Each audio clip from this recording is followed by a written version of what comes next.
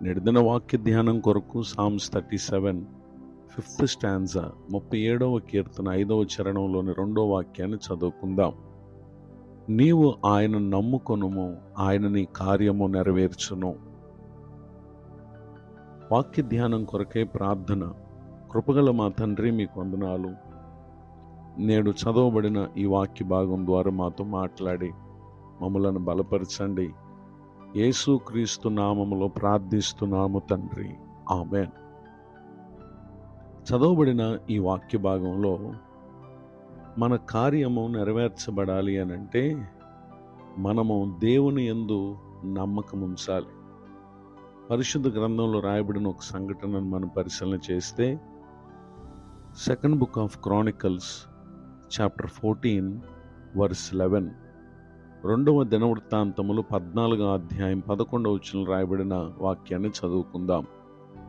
ఆస తన దేవుడని యెహోవాకు మొరపెట్టి, యెహోవా, విస్తారమైన సైన్యం చేతిలో ఓడిపోకుండా బలము లేని వారికి సహాయం చేయుటకు నీకన్నా ఎవ్వరునూ లేరు. మా దేవా యెహోవా, మాకు సహాయము చేయము, నిన్నే నమ్ముకుని ఉన్నాము.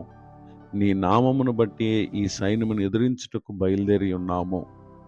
చదవబడిన ఈ వాక్య భాగంలో యూదా ప్రజలకు రాజు అయిన ఆస, కూషీయుడైనటువంటి జరహు దండెత్తి 1000 సైన్యమును 300 రథములను కూర్చుకుని బయలుదేరి మారేషా వరకు ఆసాను ఎదుర్కొన్నట్టుకై వారు వచ్చినటువంటి సందర్భంలో అతడు ప్రభువుకు మొరపెడతా ఉన్నాడు.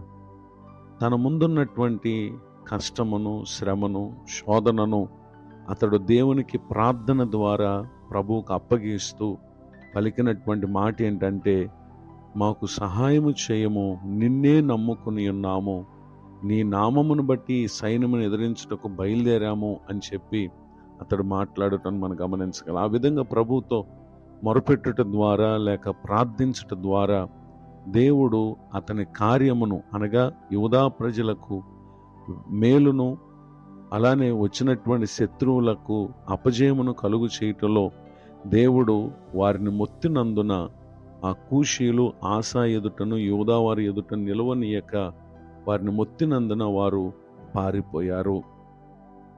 ఊహించిన అద్భుతమైనటువంటి కార్యము దేవుడు మొరపెట్టిన ఆసాకు, యూదా వారికి ప్రభువారు అనుగ్రహించుట ఎంత ఆశ్చర్యం! ఈ మాటలు వింటున్నటువంటి నా ప్రియ సహోదరి సహోదరులు, మీరు ప్రభువును నమ్ముకొనండి, ఆయన మీ కార్యము నెరవేరుస్తారు. మన మార్గమును మనం యెహోవాకు అప్పగించాలి. రెండవదిగా మనం ఆయన నమ్ముకోవాలి, ఆయన కార్యమును నెరవేరుస్తారు. ఈ దీవెనకు నా ప్రియులకు మీరు పాత్రులు కావాలని హృదయపూర్వకంగా కోరుతూ ప్రార్థిస్తూ ఈ మాటలు ముగిస్తున్నాను. ప్రార్థన. కృపగల తండ్రి, వందనాలు. కార్యము నెరవేర్చే మీకు వందనాలు. నేడు పెళ్లి రోజు మరి పుట్టినరోజు జరుపుకున్న ప్రియులను దీవించండి. దైవజనులను, వారి కుటుంబాన్ని, సేవా పరిచయను ఆశీర్వదించండి. కృంగిన వారిని, దుఃఖితులను, వేదనలో ఉన్నవారిని ఆదరించండి.